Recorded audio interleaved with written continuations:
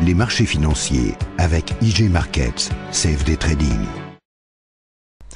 Bonjour, c'est Gilles du site boursicoté.com. Voici l'analyse technique du CAC 40 pour cette journée donc du vendredi 7 septembre 2012, avec aujourd'hui donc cette belle séance de hausse encore une fois, puisqu'après une ouverture sur un gap haussier à 3518,72, nous avons marqué un plus bas à 3515,23, un plus haut à 3561,91 avant de revenir en clôture, donc tout proche des niveaux d'ouverture à 3519,05.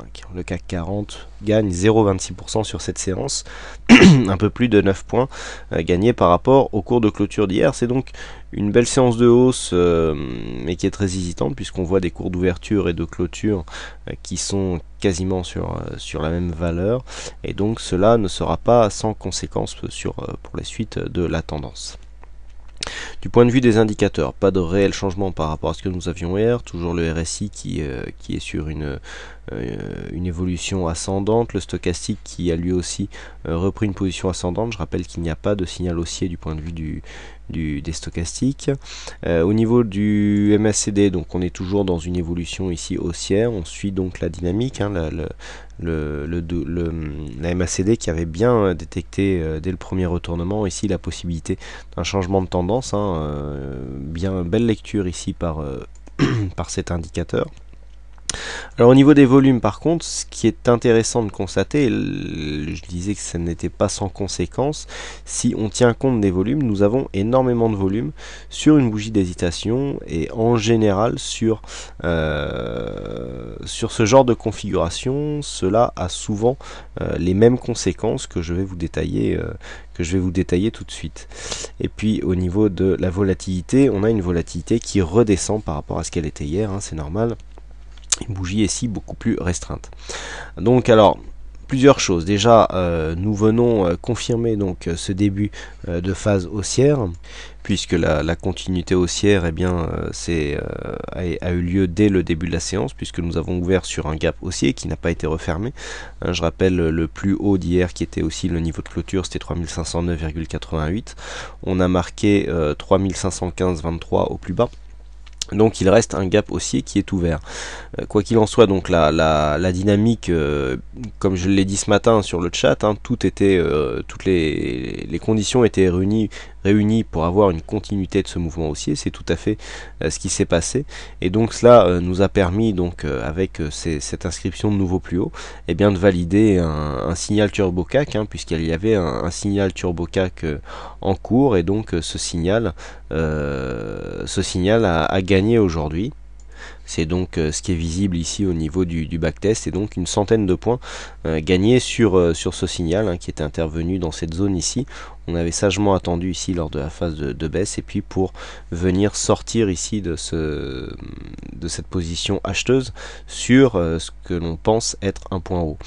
Nous avions plusieurs objectifs qui étaient possibles sur cette zone. Personnellement, j'ai pris des objectifs, j'ai commencé à prendre des objectifs donc sur le take profit du signal turbo CAC, et donc j'ai fini ici sur l'objectif du double bottom. Alors le double bottom, j'ai encore eu un message qui m'a demandé comment on faisait pour calculer l'objectif du double bottom. Donc on prend ici l'amplitude qu'il y a entre la phase de point bas et le plus haut ici de la ligne de coup, et on essaye de reporter cette amplitude sur le point de cassure. Voilà, et là ici c'est ce que nous avons à peu près, et vous voyez que nous avons approximativement ici une zone d'objectif à 3550, c'est cette zone que j'avais indiquée sur le chat dès ce matin, et c'est donc sur 3550 que j'ai personnellement terminé de sortir mes positions acheteuses, donc sur ce qui a été une zone de plus haut sur cette séance. Donc cela n'était pas dû au hasard, c'est dû en fait à un objectif, l'objectif de ce double bottom que je vous annonce depuis un petit moment. Alors j'ai reçu beaucoup de messages de félicitations notamment. Bon, c'est gentil, mais voilà, sur cette phase ici, c'est vrai qu'on avait annoncé une phase de consolidation ici en direction des 3375 qui était très probable. J'ai été assez rapidement convaincu que nous avions ici un double bottom en formation suite au tracé de cette bougie. Voilà, là on a eu en fait les probabilités avec nous. Il y avait beaucoup d'éléments techniques qui allaient dans le même sens et tous les éléments techniques ont été réunis assez, je veux dire, quelques fois au point près.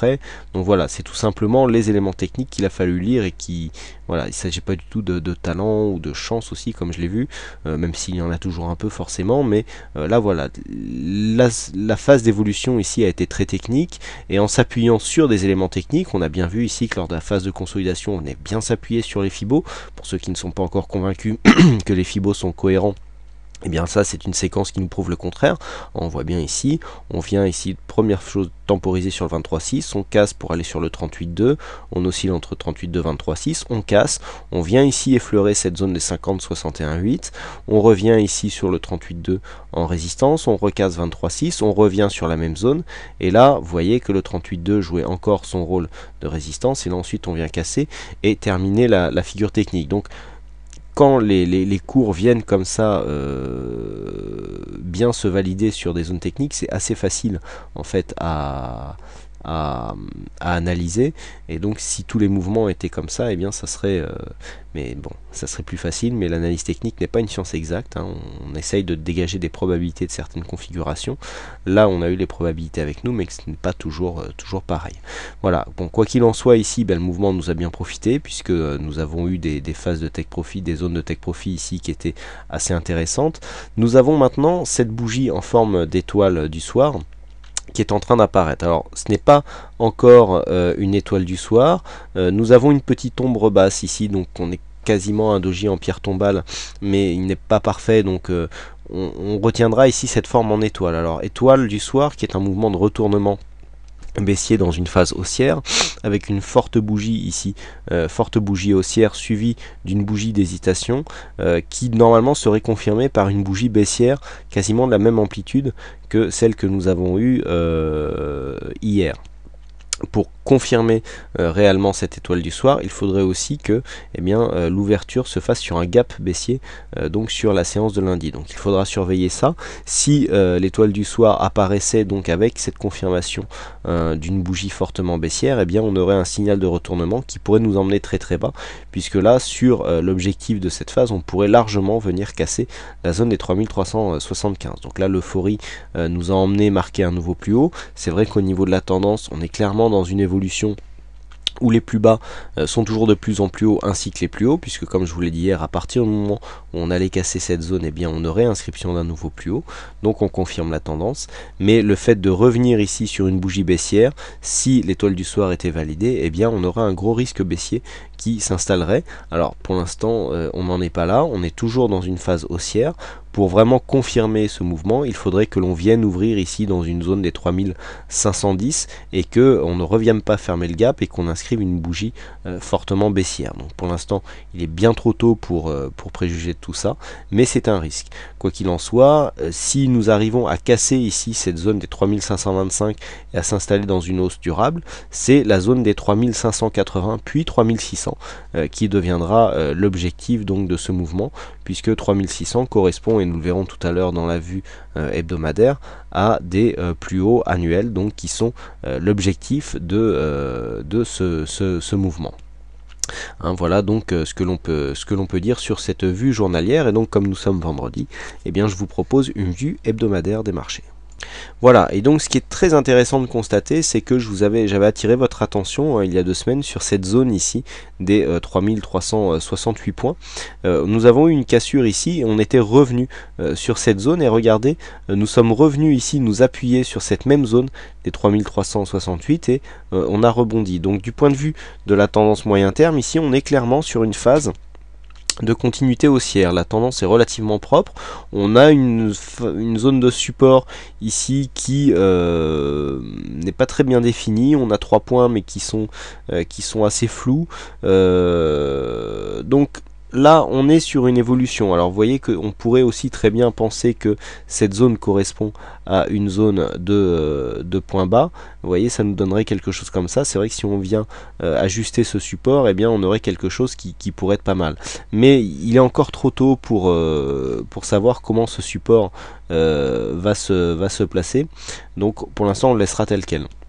Quoi qu'il en soit, du point de vue des supports résistance horizontaux, nous avons donc une cassure de ce support, avec cassure de cette résistance, avec retour des cours suite à l'inscription d'un plus haut de tendance sur cette zone de résistance qui est devenue support. Là, les contacts se font bien. Vous voyez qu'on nous avions déjà eu cette zone de support sur cette phase de cotation, et ce qui est précédemment, cette zone avait été résistance sur cette semaine, et donc sur cette phase aussi, puisque les cours n'avaient pas réussi à franchir.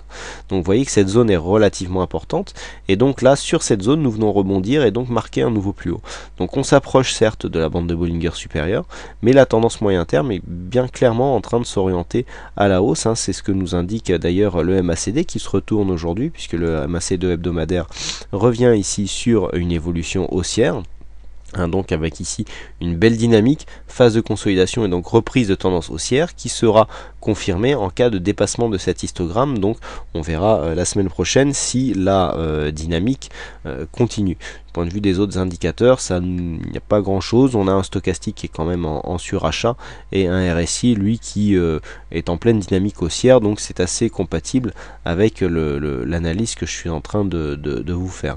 Donc tant que l'on reste ici au-dessus de cette zone des 3368, du point de vue moyen terme, la tendance reste est respectée. On est dans une tendance haussière. Par contre, le fait de venir casser potentiellement cette zone ici est 3368, eh bien on aurait une zone ici de 3270 qui pourrait venir faire obstacle, puisque nous avons ici une résistance intermédiaire qui pourrait devenir support, mais on mettrait quand même un coup d'arrêt à cette dynamique, puisqu'on aurait eh bien cette phase suite à ce retour et donc ce nouveau plus haut, l'inscription d'un point bas inférieur. Donc on voit bien que c'est cette zone des 3368 qui reste une zone à surveiller du point de vue moyen terme.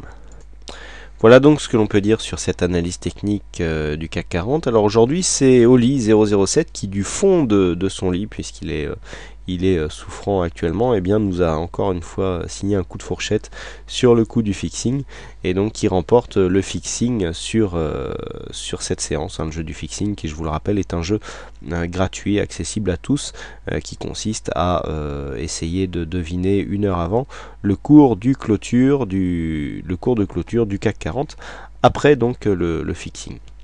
Voilà, donc il ne me reste plus qu'à vous souhaiter à toutes et à tous un bon week-end, bonne chance dans vos trades, et je vous retrouve donc dès la semaine prochaine pour d'autres analyses techniques en vidéo. Bonsoir à tous. Les marchés financiers avec IJ Markets, CFD Trading.